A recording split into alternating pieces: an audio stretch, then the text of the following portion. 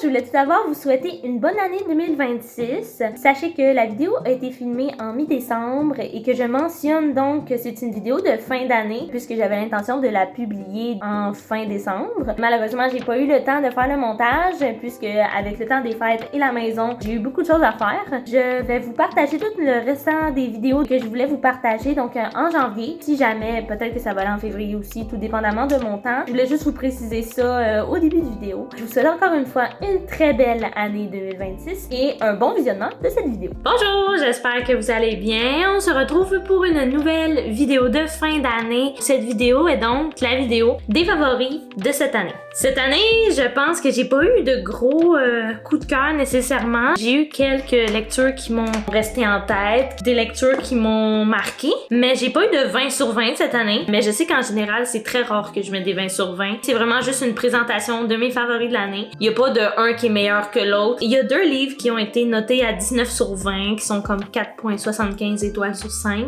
Un des deux m'a complètement bouleversée, puis l'autre, c'est l'univers vraiment que j'ai beaucoup apprécié et que j'ai hâte de continuer. Je vais vous les présenter à l'instant, donc...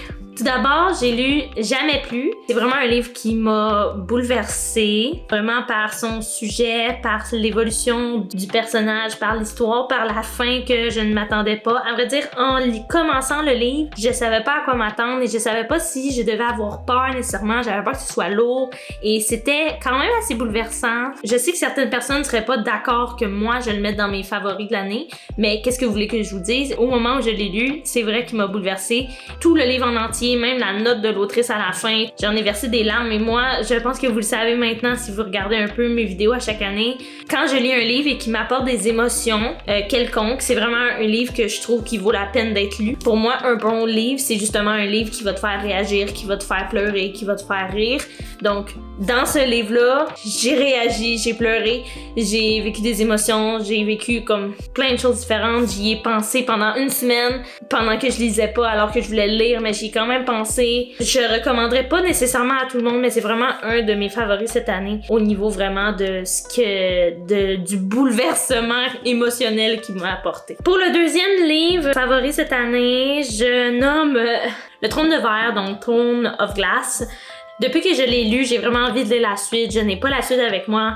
C'est vraiment un but. Je pense souvent à vouloir continuer le livre. C'est vraiment un univers que j'ai vraiment apprécié. L'héroïne principale, que je sais pas si on peut vraiment dire que c'est une héroïne, là. On peut dire comme la protagoniste ou... Je sais pas, mais j'ai vu son évolution à travers le livre et je suis vraiment curieuse de savoir ce que l'univers va apporter dans tout ça parce que c'est quand même un gros tome d'introduction, j'ai l'impression, parce qu'il y a quand même comme, je pense qu'il y a 7 tomes, ça se peut-tu? J'ai été vraiment comme fascinée par l'histoire, je me suis comme déjà attachée au personnage. Je sais pas comment j'ai fait, mais vraiment j'ai l'impression d'avoir eu un certain attachement. J'ai vraiment vu l'évolution des personnages et j'ai vraiment hâte de voir la suite. Je trouve vraiment que Sarah J. Maas, elle a comme une façon d'interpréter certains personnages, de nous les amener pour qu'on soit vraiment attaché à eux, qu'on voit l'évolution. Et ça n'a pas été un 20 sur 20, je voulais pas le mettre 20, mais je voulais pas le mettre 18, donc je trouve vraiment que 19, c'était sa note. C'était pour les 2 favoris de l'année, les 2 19 sur 20. On arrive au moment de la vidéo où je vous présente mes mentions spéciales. Cette année, je me suis mis à lire des mangas.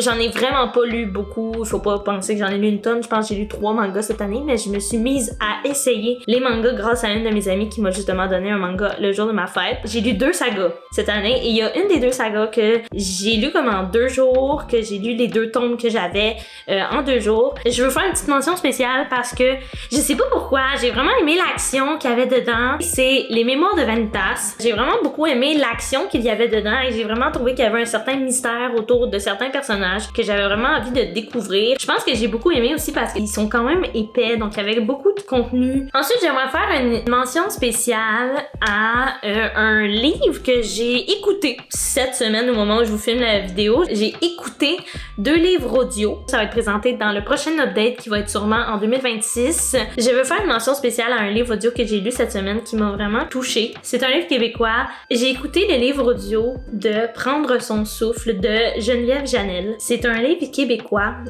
contemporain. J'ai commencé à l'écouter parce que c'était comme une recommandation d'un podcast de justement l'ivresse que j'étais en train d'écouter genre la semaine d'avant. Et dedans, il disait vous devriez lire Prendre son souffle. Et je l'ai pas l'ai pas avec moi, là, je l'ai pas acheté, mais je l'ai lu sur la plateforme de Radio-Canada Audio qui offre des livres québécois gratuits audio. Je me suis dit que j'allais comme y aller là-dedans puis faire une petite découverte. La lecture audio durait comme je pense 3 heures. Je trouve vraiment que c'était un livre extrêmement touchant, triste même. Je m'attendais à rien du tout en commençant mon écoute. Je vous recommande vraiment de embarquer dans ce livre-là sans avoir aucune idée de ce que ça va parler. Vraiment, parce que moi, ça m'a vraiment surprise. C'était Karine Vanasse qui lisait le livre.